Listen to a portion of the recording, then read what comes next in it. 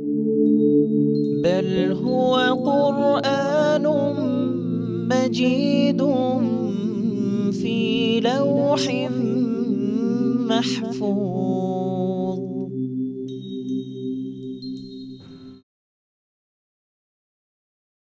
بسم الله الرحمن الرحيم.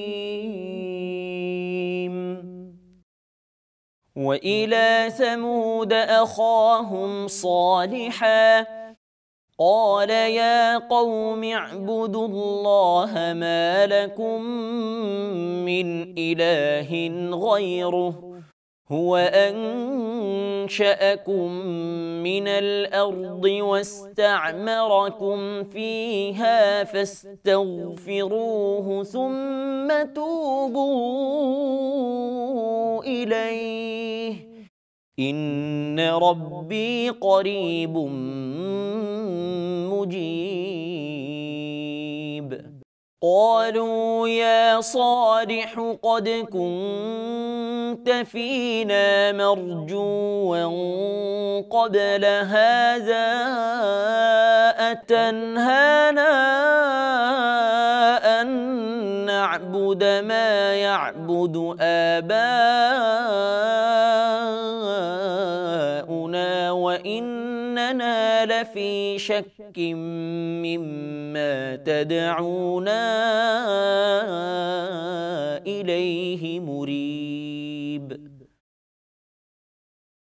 قال يا قوم أرأيتم إن كنت على بينة من ربي وآتاني منه رحمة فمن ينصرني من الله إن عصيته فما تزيدونني غير تخسير. ويا قوم هذه ناقة الله لكم آية فذروها تأكل في أرض الله ولا تمسوها بسوء فيأخذكم عذاب قريب. فعقروها فقال تمتعوا في داركم 3 أيام ذلك وعد غير مكذوب. فلما جاء أمرنا نجينا صالحا والذين آمنوا معه برحمة منا ومن خزي يومئذ إن ربك هو القوي العزيز. وأخذ الذين ظلموا الصيحة فأصبحوا في ديارهم جاثمين كأن لم يغنوا فيها ألا إن ثمود كفروا ربهم ألا بعدا لثمود. ولقد جاءت رسلنا إبراهيم بالبشرى قالوا سلاما قال سلام فما لبث أن جاء بعجل حنيذ. فلما رأى أيديهم لا تصل إليه نكرهم وأوجس منهم خيفة قالوا لا تخف إنا أرسلنا إلى قوم لوط وامرأته قائمة كلمة فضحكت فبشرناها بإسحاق ومن وراء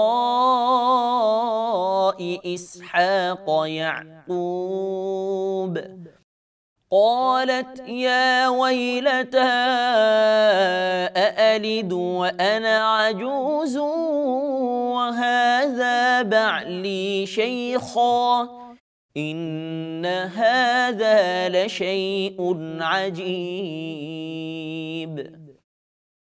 قالوا أتعجبين من أمر الله رحمة الله وبركاته عليكم أهل البيت إنه حميد مجيد فلما ذهب عن إبراهيم الروع وجاءته البشرى يجادلنا في قوم لوط إن إبراهيم لحليم أواه منيب صدق الله العظيم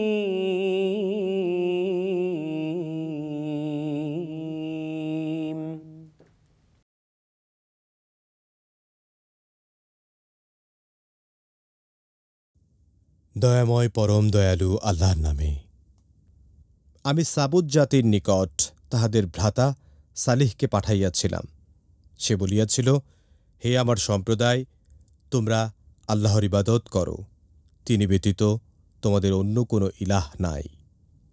তিনি তোমাদেরকে মৃত্তিকা হইতে সৃষ্টি করিয়াছেন এবং উহাতেই তিনি তোমাদেরকে বসবাস করাইয়াছেন। সুতরাং তোমরা তাহার নিকট ক্ষমা প্রার্থনা করো আর তাহার দিকেই প্রত্যাবর্তন করো।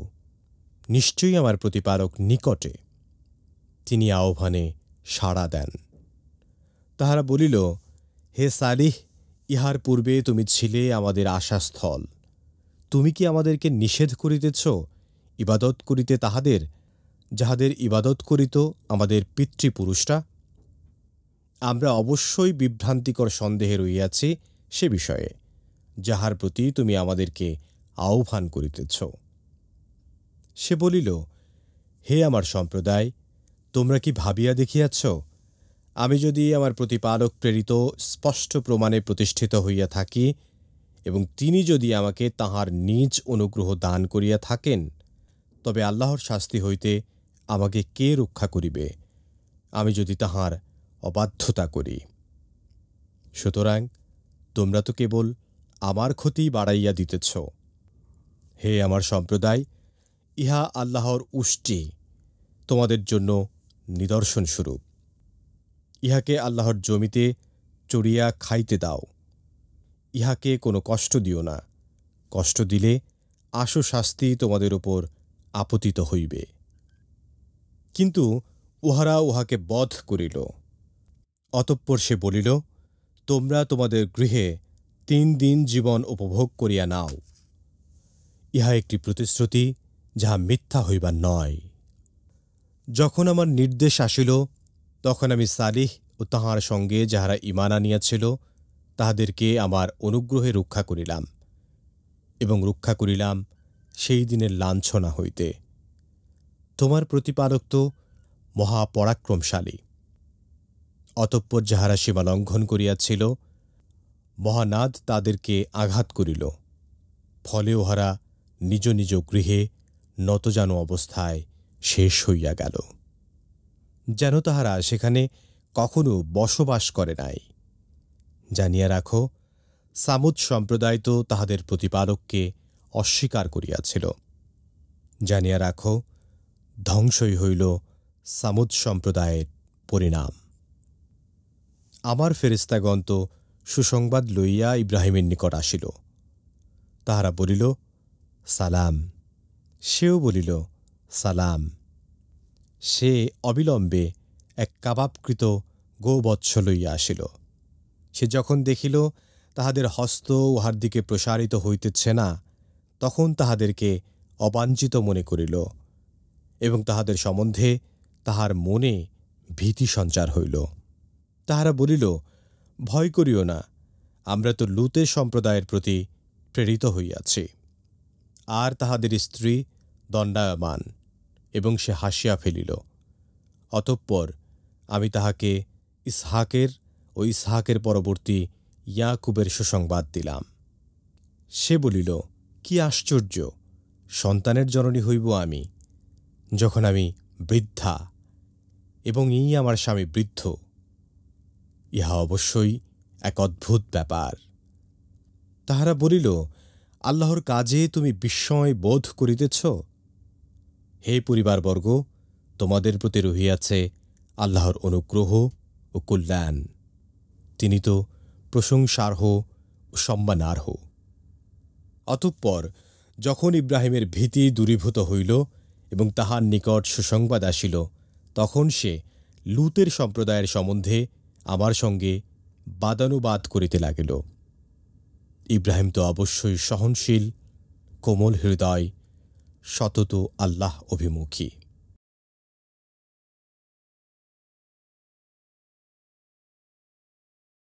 আলহামদুলিল্লাহি ওয়াহদা ওয়াসসালাতু ওয়াসসালামু আলা মান লা নাবিয়্যা বা'দা, আম্মা বা'দ।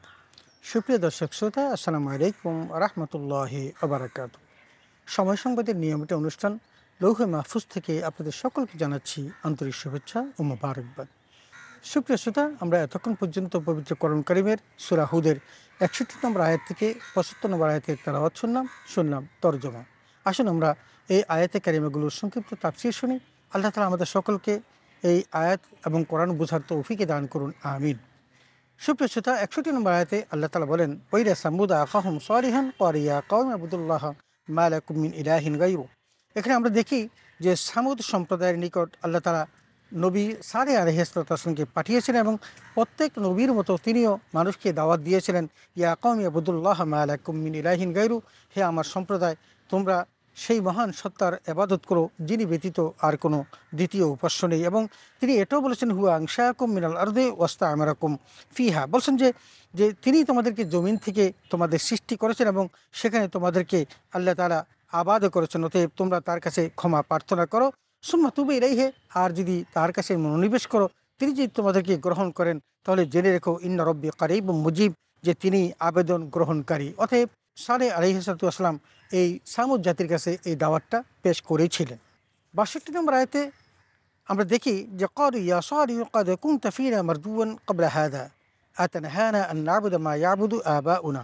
এখানে দেখা যায় যে সালেহ আলাইহিস সালামের এই জাতির লোকেরা বলেছিল যে, হে সালেহ, আমরা তো তোমার প্রতি একটা ভরসা করেছিলাম এবং তুমি আমাদের কাছে ভরসা স্থল ছিলে। তুমি কি আমাদেরকে ওই বস্তুর আবাদত নিষেধ করেছো যেগুলো আমাদের বাপদারা করে এসেছে? তার মানে তুমি কি চাচ্ছ যে আমার বাপদাদা যে সমস্ত আবাদত করছে আমরা সেই আবাদত থেকে ফিরে আসি?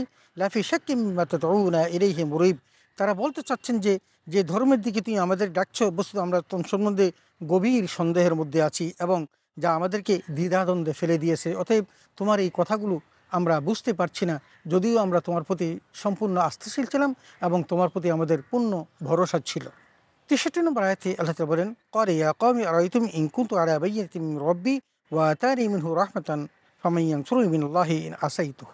এখানে হযরত সালেহ আলাইহিস সালাম তাদেরকে বললেন, হে আমার কওম, আচ্ছা বলো তো, আমি যদি নিজ রবের পক্ষ হতে প্রমাণের উপর থাকি, তার মানে আমার আল্লাহ তাআলা আমাকে যে প্রমাণ হিসাবে আমাকে যা কিছু দিয়েছেন, যদি এটার উপর যদি আমি সুপ্রতিষ্ঠিত থাকি, তিনি আমার প্রতি নিজের রহমত দান করে থাকেন, যদি আমি তার এই কথা না মানি, তাহলে আমাকে এই শাস্তি থেকে কে রক্ষা করবে? তার মানে তিনি আমাকে প্রমাণ দিয়েছেন, আমি তারই সেই দাসত্ব গ্রহণ করে আমি তোমাদের কাছে দাওয়াত দিচ্ছি।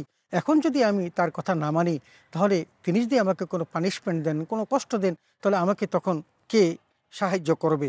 ফাম্মা তুজিদুনি গায়রা তাসকির, তখন বলেন যে তাহলে তো তোমরা শুধু আমার ক্ষতিই করছো, তোমরা আমার কোনো কল্যাণ করছো না। ৬৪ নম্বর আয়াতে আল্লাহ তাআলা বলেন, ওয়া কওমি হাযিহি নাকাতুল্লাহি লাকুম আয়াতান ফাযারুহা তাকুল ফি আরদিল্লাহি ওয়া লা তামাসসুহা বিসুইন ফায়াখুযাকুম আযাবুন করিব। এখানে হযরত সালেহ আলাইহিস সালাম তাদেরকে বললেন যে তোমরা সেই নিদর্শন চাচ্ছ, ধরো এই হলো তোমাদের কাছে যে নিদর্শন, ফাযারুহা তাকুল ফি আরদিল্লাহ, যে আল্লাহ তাআলা এই যে একটি উটনি দিয়েছেন, তোমরা এটাকে বিচরণ করতে দাও, সে তার মতো করে চরবে, ওরা তামাসসুহা বিসুইন, কিন্তু অন্যায়ভাবে তোমরা তাকে স্পর্শ করবে না, তাকে বধ করার চেষ্টা করবে না। ফায়াখুযাকুম আযাবুন কারীব, অন্যথায় তোমাদের উপর আকস্মিক শাস্তি নেমে আসবে, সুতরাং তোমরা কখনো তার প্রতি বদ নজরে তাকাবেও না। 65 নম্বর আয়াতে আল্লাহ তাআলা বলেন, ফাকারুহা ফাকাল তামাত্তাউ ফি দারিকুম সালাসাতা আইয়াম যালিকা ওয়াদুন গায়রু মাকযুব।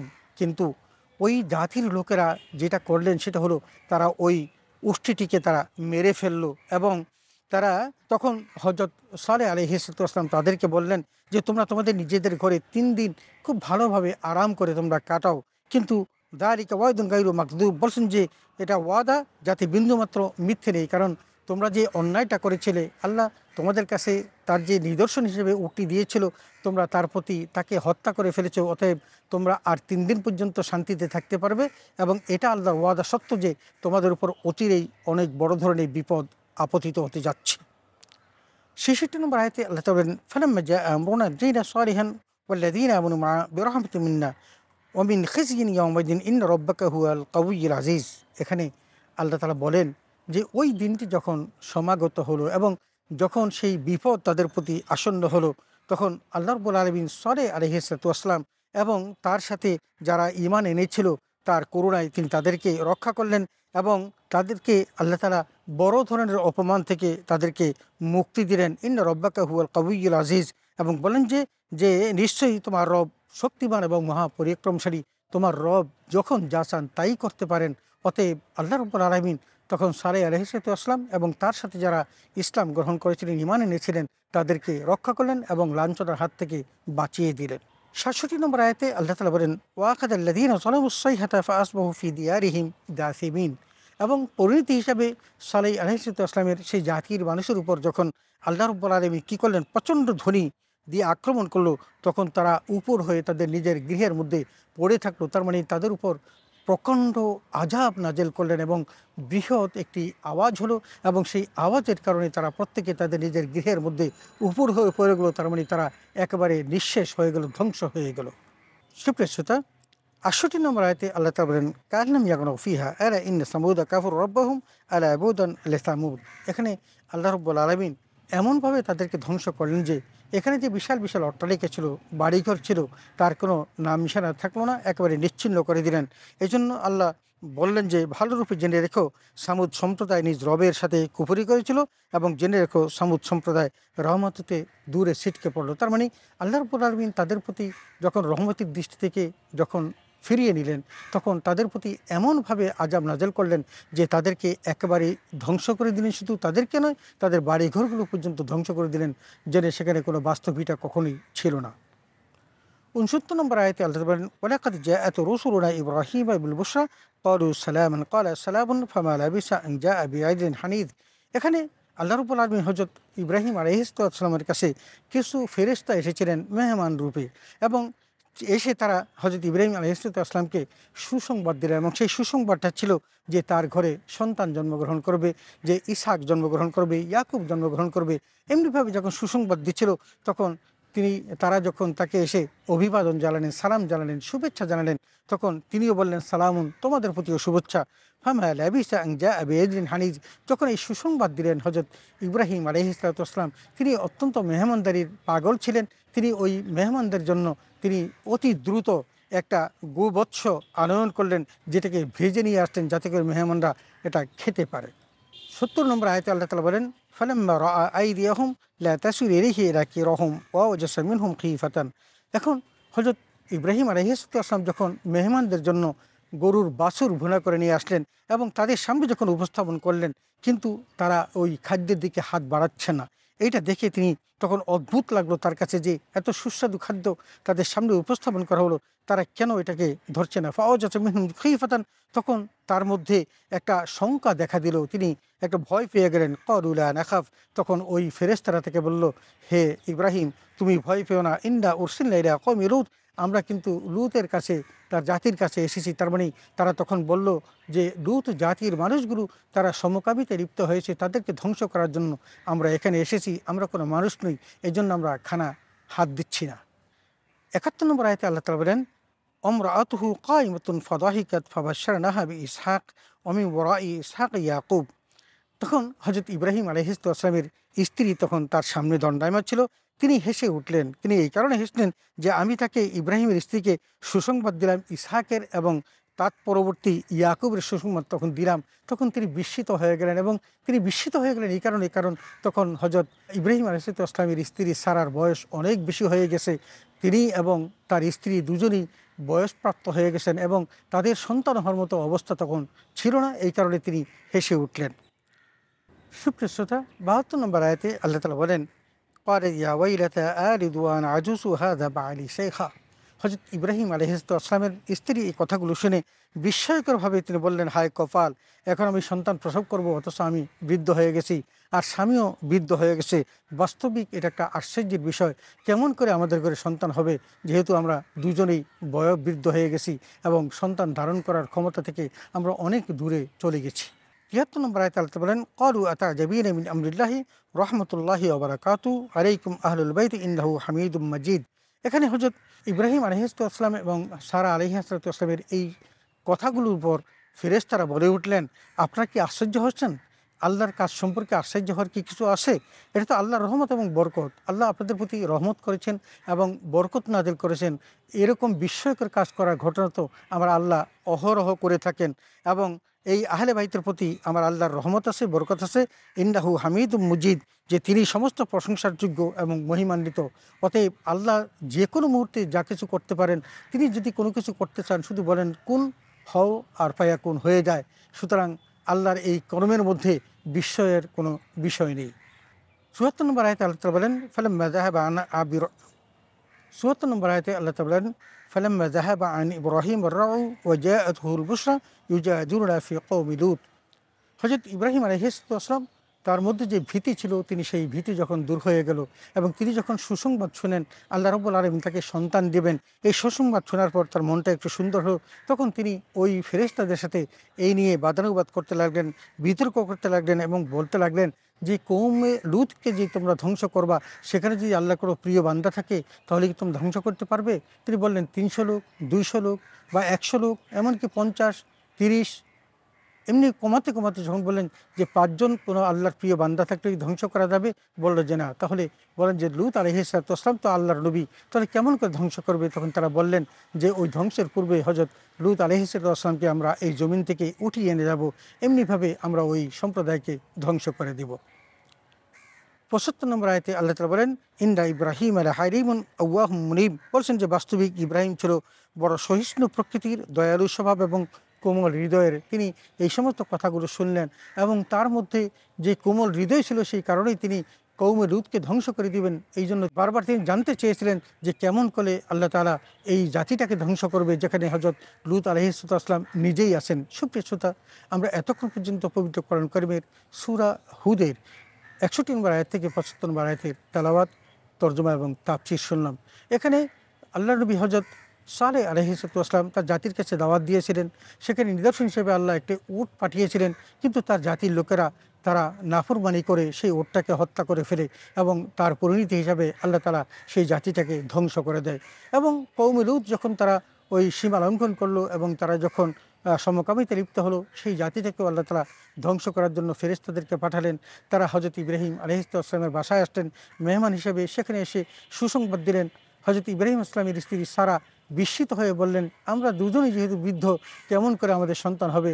শেষ পর্যন্ত তিনি আশ্বস্ত লাভ করলেন এবং তাদের সাথে বিতর্ক লিপ্ত হয়ে জানতে চাইলেন যে আল্লাহ রাব্বুল আলামিন কেমন করে লূত আলাইহিসসালাম থাকার পরেও সেই জাতিকে ধ্বংস করবেন। এই সকল কিছু জানার পর তিনি শান্ত স্বভাববিদের মানুষ, তিনি সব কিছু শুনলেন এবং ধৈর্য সহকারে এগুলো শুনে আল্লাহ রাব্বুল আলামিনের প্রতি কৃতজ্ঞতা জ্ঞাপন করলেন।